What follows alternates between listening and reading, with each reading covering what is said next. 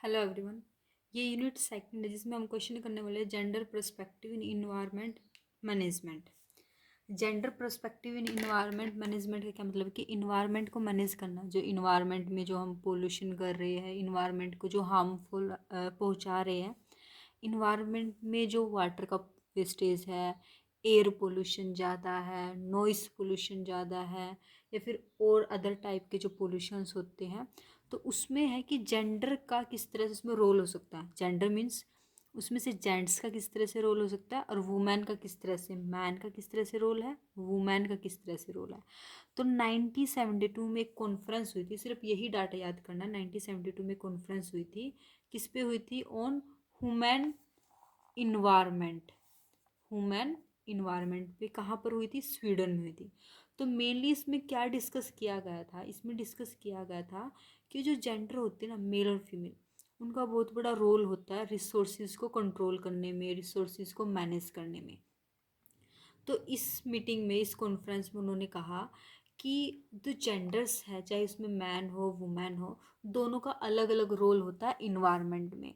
Man के comparison में women का रोल ज़्यादा होता है इन्वायरमेंट में, क्योंकि मैन को क्या है, अपने काम से मतलब होता है, अपने काम पे जाता है, और अदर जो काम होते हैं वो करता है। लेकिन वुमेन का क्या होता है, मोस्ट ऑफ द वुमेन का नेचर ही ऐसा होता है कि वो नेचर की तरफ अट्रैक्ट होती है। उसको पेड़ पौधे पसंद होते हैं, उसको फूल पसंद होते हैं, उसको एनिमल्स पसंद होते हैं, ठीक है, उसको पानी पसंद होता है। तो हमें इन्वायरमेंट में रहना ज़्यादा पसंद है। तो उन्होंने यही बात को उठाया कि अगर आप इन्वायरमेंट मैनेजमेंट की बात करते हो तो मैनेजमेंट अच्छी तरह से कौन कर सकता है? जेंडर। जेंडर में भी कौन? वुमेन। अगर हमें इन्वायरमेंट का मैनेजमेंट करना है, इको फ्रेंडली चीज़ें बनानी है, इन्वायरमेंट को प्रोटेक्ट करना, तो उसमें वुमेन का रोल बहुत ज़्यादा हो सकता है। क्यों हो सकता है? नीड क्या थी फॉर जेंडर इन्वायरमेंट स्टडी के लिए? क्योंकि वुमेन का क्या था, हाफ ऑफ द पॉपुलेशन क्या है, वुमेन ही होती है हमारी। और क्या, तो उनका क्लोजली लिंक होता है नेचुरल रिसोर्सेज के साथ वुमेन का। जैसे वुमेन का और पानी का, क्योंकि जो लेडीज़ होती है, घरों में काम करती है, हाउसवाइफ होती है, वो लगभग कितने सारे काम करती है जो पानी से रिलेटेड होते हैं, उनके सुबह से लगते हैं। सुबह उठते ही हम पानी का यूज़ करना शुरू करते हैं, पानी पीते हैं, फिर उसके बाद जितना भी काम होता है, मोस्ट ऑफ द काम हमारे ऐसे होते हैं जिसमें पानी की ज़रूरत होती है।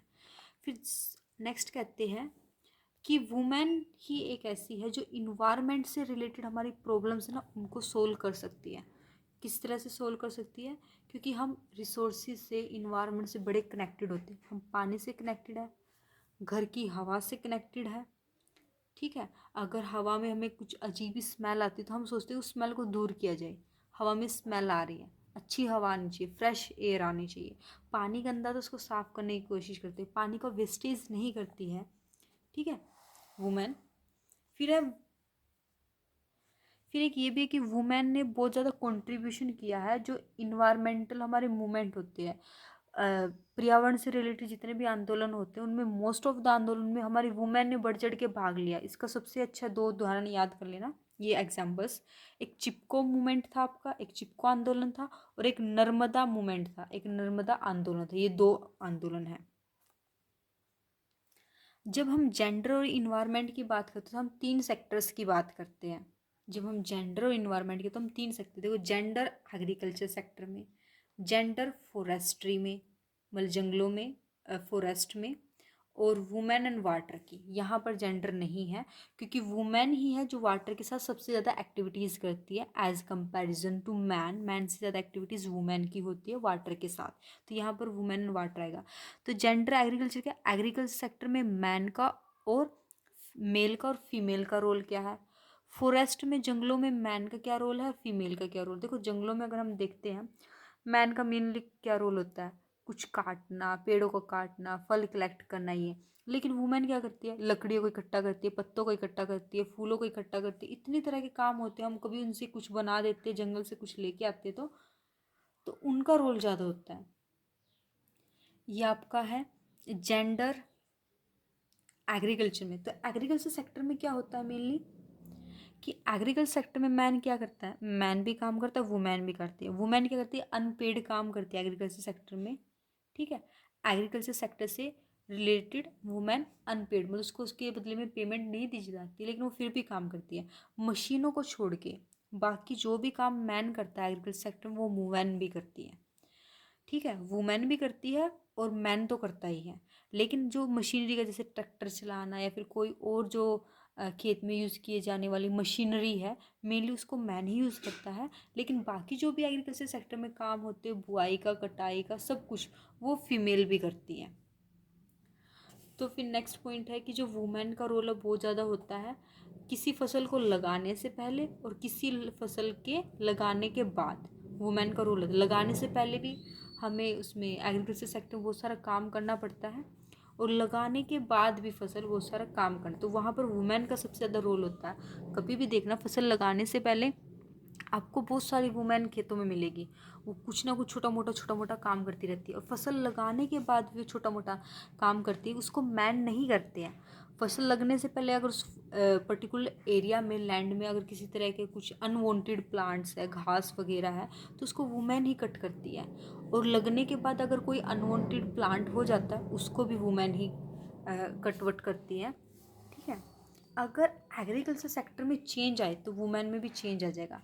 अगर एग्रीकल्चर सेक्टर कम्प्लीटली मशीनों से किया जाना शुरू कर दे, उसमें मतलब वहाँ पर मैनुअली कोई काम ना किया जाए, किसी भी लेबर के द्वारा एक काम भी ना किया जाए, जो कटाई वटाई भी होती है वो भी सब कुछ मशीनों से चले, चाहे वो छोटे घास की कटाई हो फिर बड़े घास की कटाई हो, या फिर वो बुआई, सब कुछ ही मशीनों से। वुमेन की लाइफ में इफेक्ट पड़ेगा, क्योंकि उसके रहने सहने का तरीका बदल जाएगा। अगर ज़्यादा टेक्नोलॉजी अपनाते हैं उसका भी इफेक्ट जाना। तो फिर वुमेन फॉरेस्ट्री पे क्या आता है, जो जंगलों में हमें रिसोर्सेज मिलते हैं, फॉरेस्ट में जो रिसोर्सेज मिलते हैं, वो हमारे लिए क्या होते हैं, जो पुअर होते हैं, जो गरीब हो, उनके लिए जीवन का सहारा होते हैं, क्योंकि हमें जंगलों पे निर्भर करते हैं लकड़ी के लिए, खाने के लिए, पीने के लिए, पहनने के लिए भी इवन।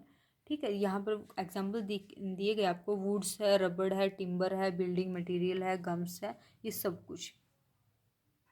अगर आप ओवर एक्सप्लोइटेशन कर लेते हो फॉरेस्ट का, तो ओवर एक्सप्लोइटेशन करने से रेगुलेशन लगाई जाती है फॉरेस्ट पे। अगर आप अधिक जंगलों का यूज़ करते हो तो वहाँ पर रेगुलेशन लगाई जाएगी सरकार के द्वारा। तो वुमेन का इसमें क्या रोल है, देखो, जीवन की जितनी भी ज़रूरतें हमारी रहने के लिए, वुड्स है, रबड़ है, टिम्बर है, बिल्डिंग मटेरियल है, गम्स है, ये वुमेन अच्छी तरह से कलेक्ट कर सकती है। ऑयल सीड्स है, कुछ भी जंगलों से वुमेन कुछ भी कलेक्ट कर सकती है, कुछ भी कलेक्ट करके आपके लिए खाने का बना सकती है।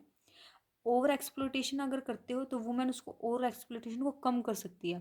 क्योंकि हम क्या करते हैं, हम अपनी सूझबूझ से काम, हमें पता है ये लकड़ियाँ, अगर मैं आज इतनी ही लकड़ियाँ लेके जाऊँ तो 3-4 दिन बाद ये लकड़ियाँ सूख जाएगी, और फिर ये भी अच्छी तरह यूज़ की जा सकती है। गीली लकड़ियाँ यूज़ में आएगी, लेकिन उनके यूज़ करने से हमें क्या, प्रॉफिट कम मिलेगा। प्रॉफिट कम मिलेगा मतलब गीली लकड़ी को जलाने से आग कम जलेगी, धुआं ज़्यादा जनरेट होगा। तो वुमेन को पता है कि कौन सी लकड़ी हमें जलानी, कौन सी नहीं, तो वो ओवर एक्सप्लोटेशन नहीं करने देती कि एक दिन में सारी लकड़ी को जला दो, नहीं। वो समझदारी से काम करती है, डे बाई डे थोड़ी थोड़ी कलेक्ट करती है लकड़ियाँ। नेक्स्ट पॉइंट आता है वुमेन वोटर। ये सबसे इम्पोर्टेंट पॉइंट है इस पूरे क्वेश्चन में, कि वुमेन प्रोडक्टिव रोल है इज़ डिपेंडेंट ऑन वाटर, कि वुमेन का रोल ही कम्प्लीटली वाटर पे ही डिपेंड करता है, क्योंकि उसकी डे टू डे लाइफ क्या होती है, वाटर से रिलेटेड होती है। चाहे वो कपड़े धोना हो, क्लीनिंग करना हो, कुकिंग करना हो, या फिर कैटल्स जो भैंस वगैरह होती है उनको नहलाना हो, सारा ही काम जो वुमेन के द्वारा किसी को पानी से किया जाता है। अगर घर में पानी की समस्या हो जाए, lack of water increase the burden of women, अगर पानी कम हो जाए तो इसका सबसे ज़्यादा बर्डन घर में किस पे आता है, वुमेन पे आता है। वो खाना कैसे, उसको ये समस्या होती है मैं खाना कैसे बनाऊँ, कपड़े कैसे धोऊँ, ये सारी समस्याएं। तो इसलिए लास्ट पॉइंट हमारे, हमें ज़रूरत है वुमेन को वाटर मैनेजमेंट में जोड़ने के लिए। अगर आपको पानी की मैनेजमेंट करनी है, अगर आप चाहते हो कि 4 बाल्टी पानी को 4 दिन कैसे चलाया जाए, तो इसका सॉल्यूशन कोई मैन नहीं दे सकता, इसका सॉल्यूशन एक वुमेन ही दे सकती है। वही बता सकती है कि वाटर के वेस्टेज को कैसे कम किया जा सकता है। लास्ट में आप इसमें क्या करो, अपने कुछ पॉइंट्स डाल दो कि इस तरह के कुछ सुझाव है, अपने सुझाव नाम से डाल दो। फर्स्ट सुझाव में लिख दो आप जिस तरह का सुझाव देना चाहते हैं पानी को बचाने के लिए, कि जैसे आरओ अगर आप में से किसी ने लगवाया, तो आरओ में से जैसे वो थोड़ा पानी ख़राब होकर निकलता है ना पाइप से, वो टपकता रहता है, तो आप वहाँ पर एक बाल्टी में उसको कलेक्ट करो, ठीक है। उस पानी को कहीं और पोछे वोछे में यूज करो, पोछे के पानी को आप फ्लशिंग में यूज़ करो, बाथरूम वगैरह में इसको यूज़ करो धोने के लिए, डालने के लिए, जम्स को दूर करने के लिए। कपड़े धोने के बाद जो पानी बचता उसको फ्लशिंग में यूज करो, उसको क्लीनिंग में भी यूज़ कर सकते हो। अगर पोछा वोछा मारना तो कपड़े धोने वाले पानी से हम लगा सकते हैं, अच्छी तरह से अच्छा खासा साफ सफाई हो जाएगी। तो ये कुछ एग्जाम्पल आप डाल सकते हो। अगर आपको और कुछ आता है कि किस तरह से, मेन इस क्वेश्चन का यही है, मतलब पॉइंट्स कम है मैं जानती हूँ, लेकिन इसमें मेन क्वेश्चन में यही बताना है कि वुमेन का रोल किस तरह से ज़्यादा है इन्वायरमेंट को प्रोटेक्ट करने में, चाहे वो एग्रीकल्चर हो, वाटर हो, एयर हो, सब कुछ हो, किसी भी आप उसको उठा लीजिए इन्वायरमेंट के एलिमेंट को, वाटर को, एयर को, पोल्यूशन को, उसमें वुमेन के रोल को आपको एक्सप्लेन करना है। ठीक है। एक आपका क्वेश्चन था एलडीसीज एंड सस्टेनेबल डेवलपमेंट, जो लेस डेवलप कंट्रीज है, जो कम विकसित देश है, और सस्टेनेबल डेवलपमेंट, तो इसमें क्या है, सबसे पहले बताओ कि कम विकसित देश होते क्या है और सस्टेनेबल डेवलपमेंट क्या। उसके बाद बताना है कि हमें वही पॉइंट जो आपको ने फर्स्ट क्वेश्चन में किए थे, सस्टेनेबल डेवलपमेंट की आवश्यकता क्यों है हमें, वे पॉइंट। उसके बाद चैलेंजेस क्या है, जब आप चैलेंजेस को एक्सप्लेन करोगे या फिर आवश्यकता को जब एक्सप्लेन करोगे क्यों ये आवश्यकता, तो उसमें बता सकते हो कि एलडीसीज में क्या होती है, गरीबी बहुत ज़्यादा है। अगर वो अभी सारे रिसोर्सेज को यूज़ कर लेगी तो फ्यूचर के लिए रिसोर्सेज नहीं बचेगी और गरीबी और ज़्यादा बढ़ती जाएगी।